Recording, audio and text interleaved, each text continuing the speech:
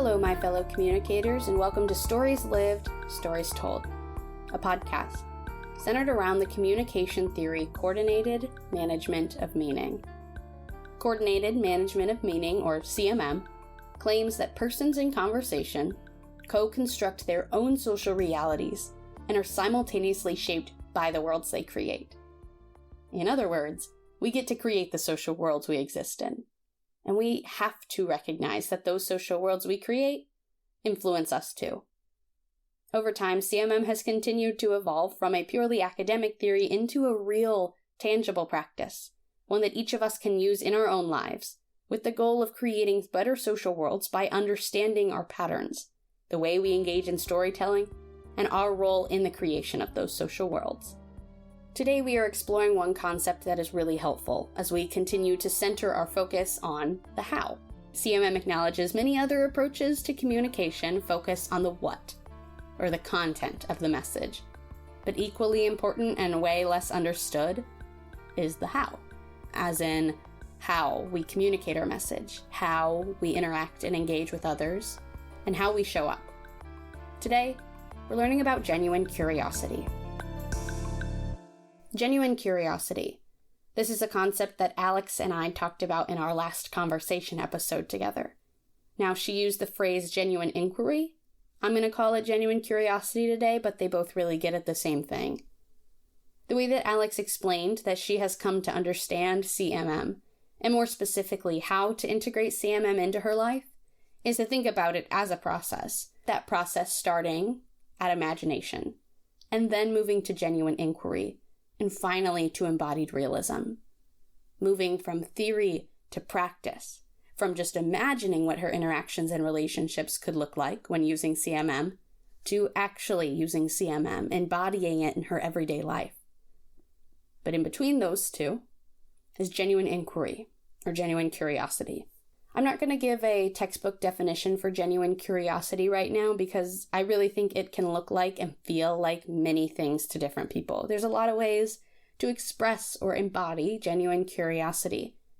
So I think as we move through the rest of this mini-sode, be thinking about examples of it in your own life as I talk about examples of it.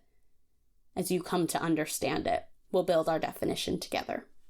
So if we're wondering what role genuine curiosity plays in our lives or how we would actually use it, we can think about it in the same way we say that CMM is one approach to your life and relationships.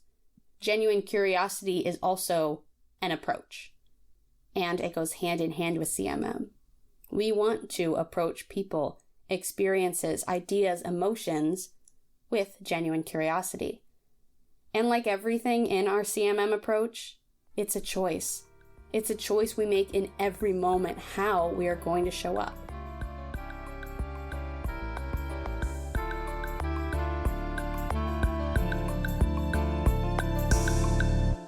Specifically, the way that I understand it is that the choice is between showing up in a critical, judging, and closed-minded way, or showing up in a non-judging and open-minded way.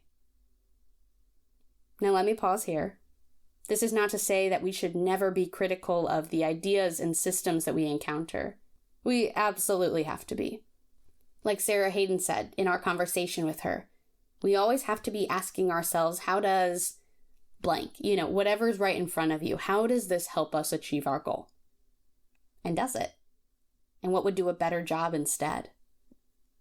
But especially as we approach other people, we have to recognize how if we bring criticism and judgment to people right off the bat, before even hearing what they have to share, that if that is our approach, instead of genuine curiosity, genuine inquiry being our approach, then that really does have the power to end the possibility of any kind of conversation that is meaningful, intelligent, loving, and connecting. And you might recognize that meaningful, intelligent, loving connection are the things that make up Alex's MILK acronym of what she said she was looking to create in her interactions.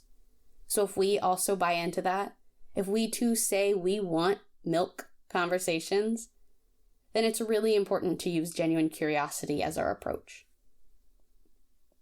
So what does it mean to be genuinely curious? I think someone who is genuinely curious is looking to understand for the sake of understanding and deepening the relationship. One distinction we make when we're talking about communication, and specifically how you show up when you're the listener in a conversation, is the difference between listening to respond, which means you're not really paying attention to what the other person's saying.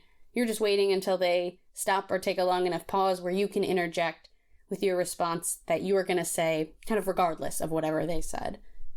But instead of just listening to respond, the other option is to listen to understand. So you're really listening to hear that person and asking questions to further your understanding, and then using that to formulate your response. So let's use Alex's language, genuine inquiry. Inquiry. It's inquiring, it's questioning. But how are we questioning? For example, you can ask why of someone or something. And again, you should be asking why. But the way we say it or the way we bring the question to someone matters a lot. That's why step 2 of Alex's process is not just inquiry. It is genuine inquiry. That's an important distinction that she makes there. This is kind of a funny story, but I was with a 2-year-old recently, and I was watching him interact with his parents, and he just kept asking why. So what was happening that I saw is that he would ask why, get a response, not take in that response at all, and ask why again. Now, the reason he probably didn't take in the response is that he is 2. But the same thing happens for a lot of adults. But our reason for, continuing to ask why and not taking in the response is not because we can't understand, but because we kind of opt out or we choose not to listen in that way. Like, think about a time when you expressed an opinion on something and someone questioned you on it. If that person is engaging with you from a place of genuine inquiry, I really think you can tell. You know it. You feel safe to share, feel respect, trust, openness from the other person. But if someone is not approaching you with genuine curiosity, I think you can also tell that. And I'm not quite sure what to call the opposite of genuine curiosity. So maybe think about that for yourself. What is the opposite to you? As I'm thinking just now, maybe the opposite of something like genuine inquiry is a hostile inquiry. Or the opposite of genuine curiosity is an artificial curiosity. Or even, no curiosity whatsoever, and it's just pure disinterest is the opposite. Whatever words you would use when someone comes at you like that, I personally shut down. I don't feel safe to share. I retreat. I'm immediately feeling like I have to be on the defensive. And again, that's a pattern that shuts down any kind of productive or milk conversations. It doesn't welcome vulnerability and authenticity. Whereas a genuine curiosity approach does invite those things and actively creates a space for them.